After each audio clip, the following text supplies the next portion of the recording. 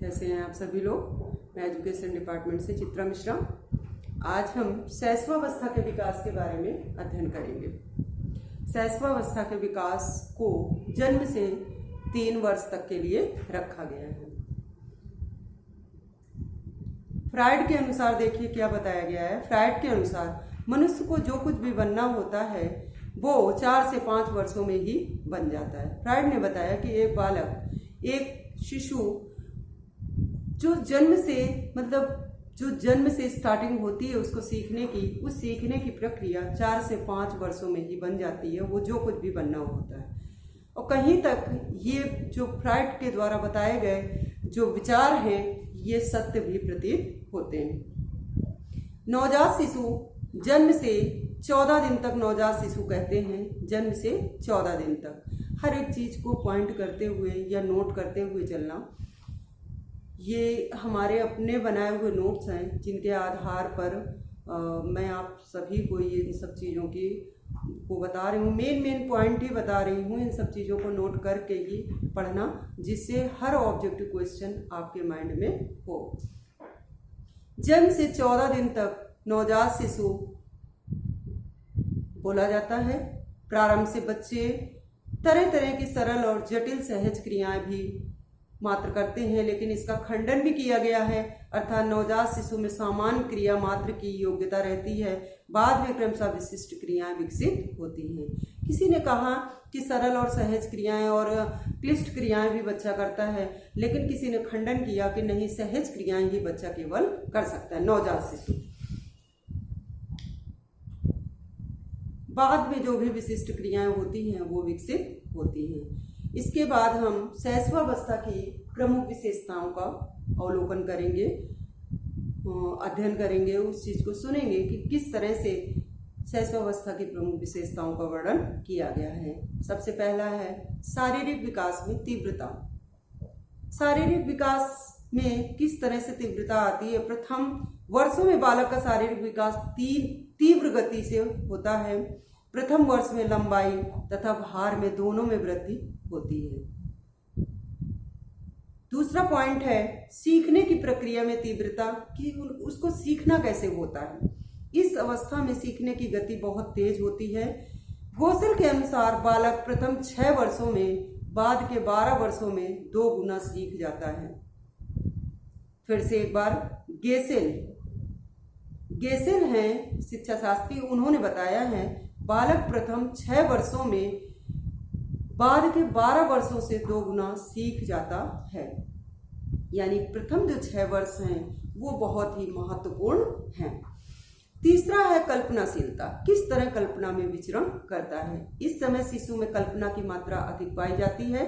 Thorndike के अनुसार 3 से 6 वर्ष तक के बालक अक्सर अर्ध स्वप्न की हालत में रहते हैं।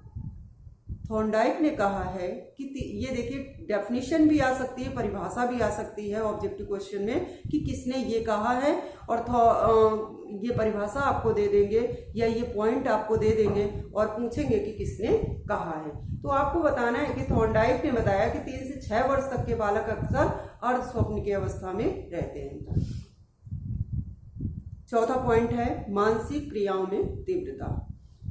वुड एंड एफ के अनुसार व्यक्ति का जितना भी मानसिक विकास होता है तथा आधा विकास 3 वर्ष की उम्र में ही हो जाता है।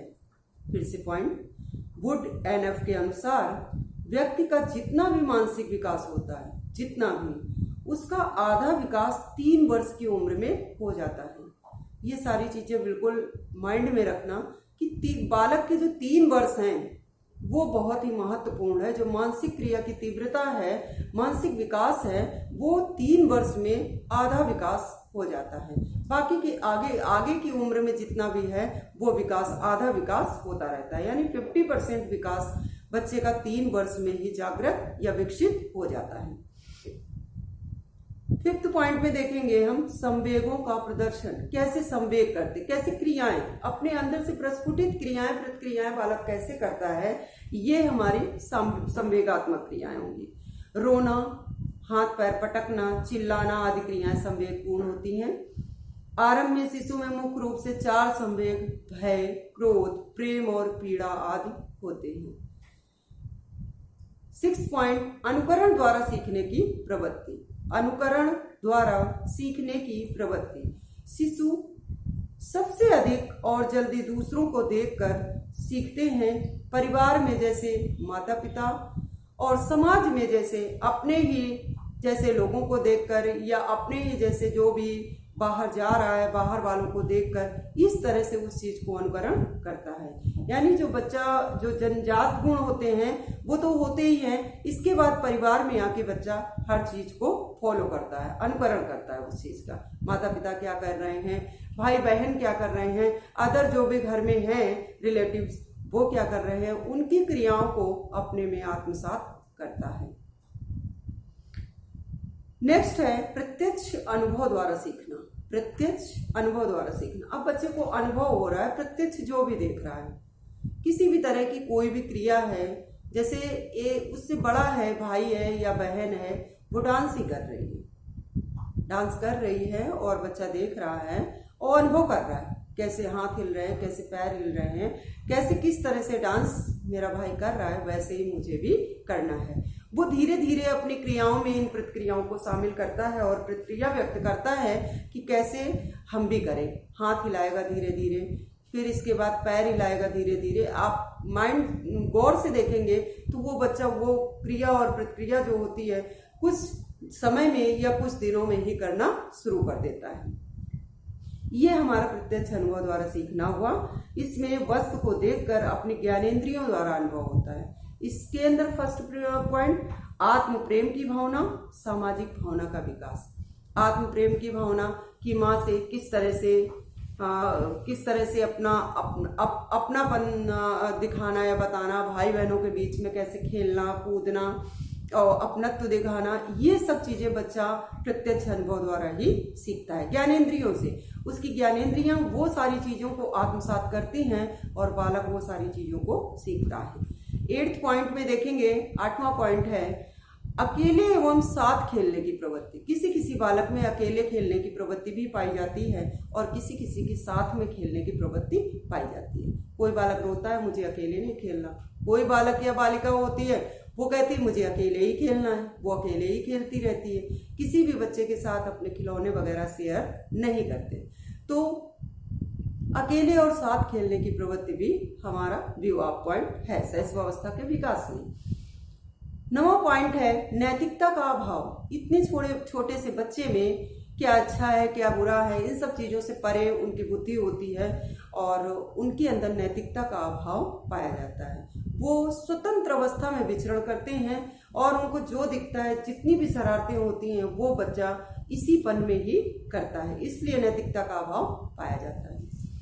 जिज्ञासा की प्रवृत्ति। जिज्ञासा की प्रवृत्ति क्या होगी, उसके अंदर जानने की इच्छा होती है, क्या हुआ, ऐसे से कैसे हुआ। जैसे कि एक उदाहरण देते हैं कि गैस जल रही है, बच्चे को नीली लौ जो होती है अग्नि की वो बहुत आकर्षित करती है। बच्चा देखता है कि मम्मी गैस के पास खड़ी हैं, क्या कर रही हैं, फिर उस जाके अग्नि को छूता है, उस नीली लौ की अग्नि को छूता है। जब वो गर्म उसको स्पर्श होता है, जब छूता है तो स्पर्श होता है तो वो डरता है, फिर वो दोबारा छूने की कोशिश करता है, फिर गर्म होता है, तो वो इस तरह से उस अग्नि को जान जाता है कि ये अग्नि गर्म है, तो फिर इसके बाद वो नहीं छूता है। ये हो गई जिज्ञासा की प्रवृत्ति का उदाहरण।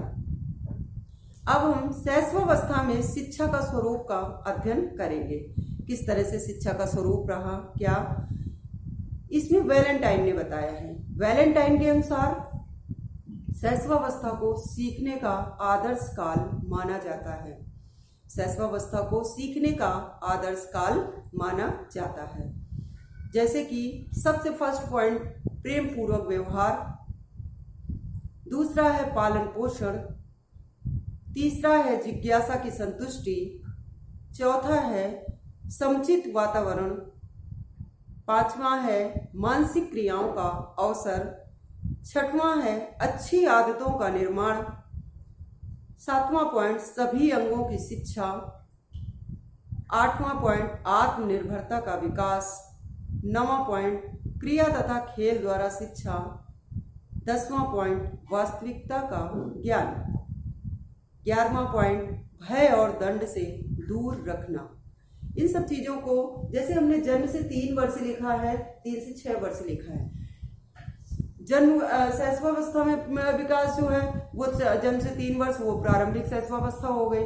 फिर इसके बाद है 3 से 6 वर्ष उत्तर शैशवावस्था हो गई या प्रारंभिक बाल्यावस्था हो गई। 6 से 12 वर्ष जो है वो उत्तर बाल्यावस्था हो गई। इस तरह से हमारे जो डबल सन का, इसमें जो डबल वर्ष का जो बताया जा रहा है उसमें हमारा प्रारंभिक और उत्तरावस्था के बारे में बताया गया है।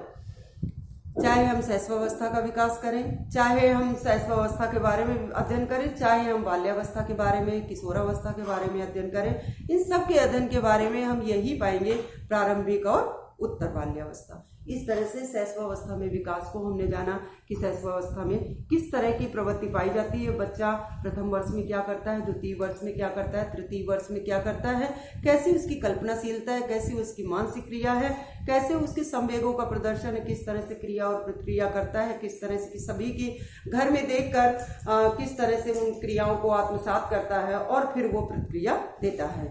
अनुकरण द्वारा सीखने की प्रवृत्ति, हर बड़े को देखना कि किस तरह से वो क्रिया कर रहा है, उसको फॉलो करना, उसका अनुकरण करना और उसके प्रत्यक्ष अनुभव द्वारा सीखना। प्रत्यक्ष वो जो चीज देख रहा है उसको अपने अनुभव में लेना और उसको आत्मसात करना।